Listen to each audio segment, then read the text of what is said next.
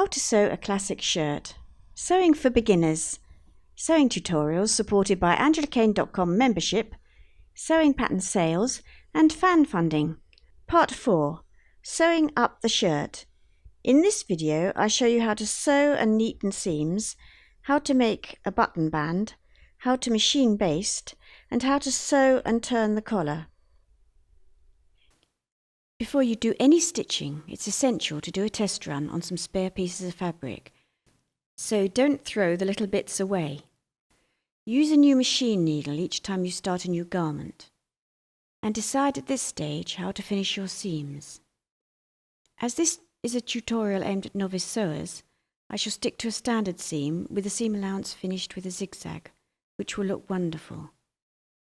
Later you may like to do a French seam, where the seam allowance is encased. There are many other options. We start with the two shirt fronts. Iron the button band facing to the wrong side of each shirt front. Take note that as marked on the pattern there is no seam allowance on this edge. Fold and press the button band to the inside and then fold again. The double fold should be 1 inch wide. Machine tack the fold in place. That's done. The machine tacking will keep our button band folded until we are ready to do the buttonholes and sew on the buttons. And the next job is to join the fronts to the back at the shoulder seams, right sides together.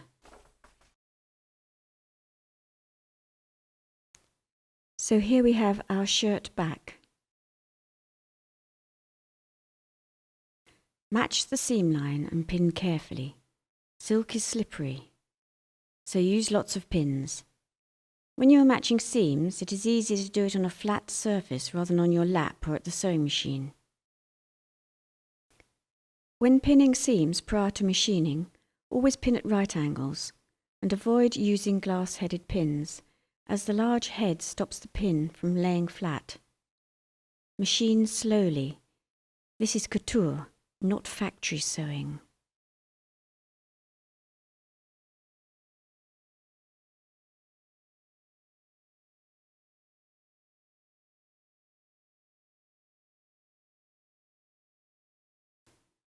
Our shoulder seams are done, and next we are going to put our collar together. I touched on the fact earlier that I wasn't sure whether to interface both collar pieces.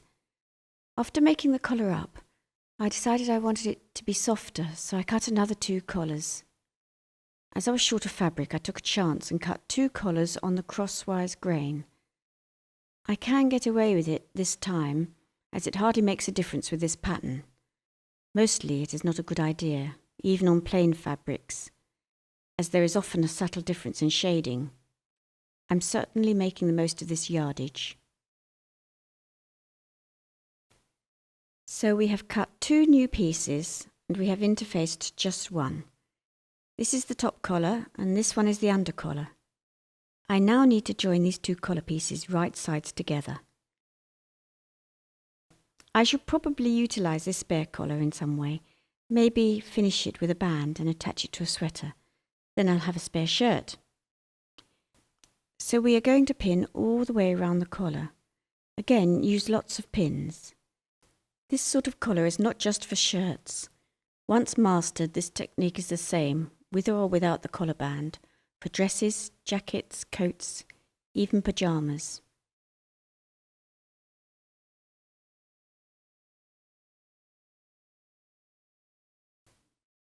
Pinning is complete.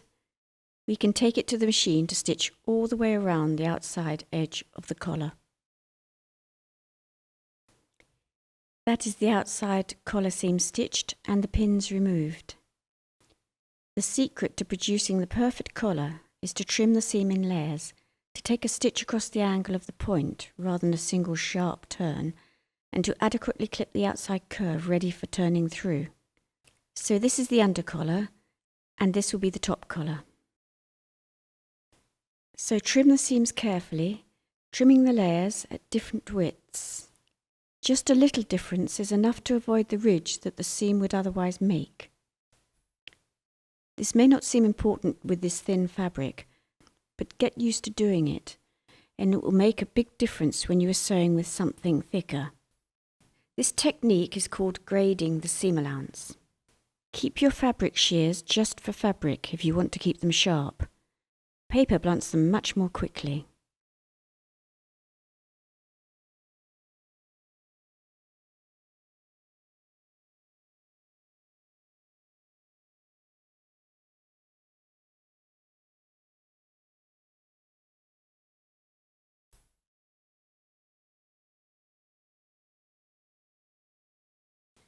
Then trim the corners across the mitre like this. You're getting rid of as much fabric as you dare without risking the fabric fraying. So that's one cut across the corner, and then take another cut across the two new angles. To within 1/8 of an inch of the stitching should be safe, but for a loose weave you would need to be more cautious. The concave curve of the collar needs to be clipped to reduce the bulk when the collar is turned through, as shown here.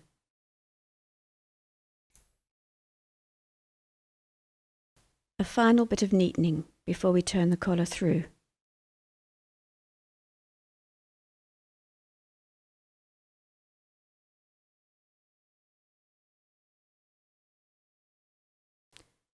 Turn your collar through carefully, using a not too sharp point to ease out the corners. Take your time and you will have a perfect result. Just carefully ease without force. You don't want to break through the stitching. A fat wooden knitting needle is ideal as it's not that sharp. Take your time to encourage the seam out.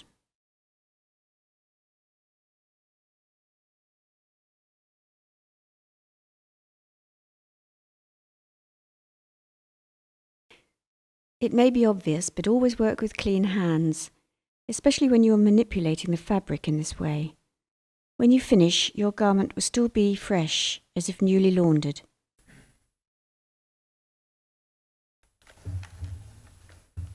Again, don't forget that your iron is a valuable tool for making fabric do what you want it to do, rather than the other way around. But obviously keep your fingers out of the way. With your iron, carefully ease out the seam. Your aim is to encourage the seam to fall towards the under collar to hide it from view.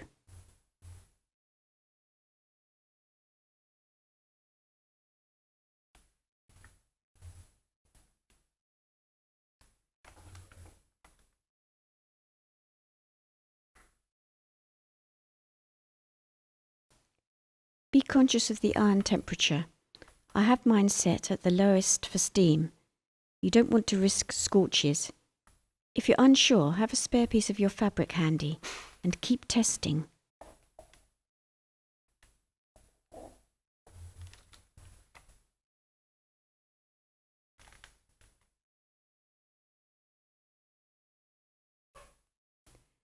Pin the open seam together and then tack all round the collar to keep it in place until the shirt is finished.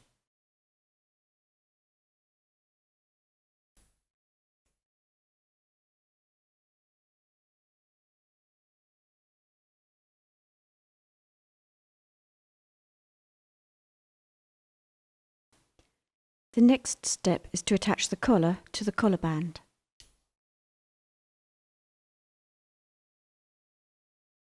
Preparing the collar band is the topic of the next video. This easy PDF shirt pattern can be purchased from my site, and of course it is one of the many sewing patterns included with membership. Join for everything or shop for individual patterns. For news of up-and-coming videos, please subscribe to our channel. Thank you very much for watching.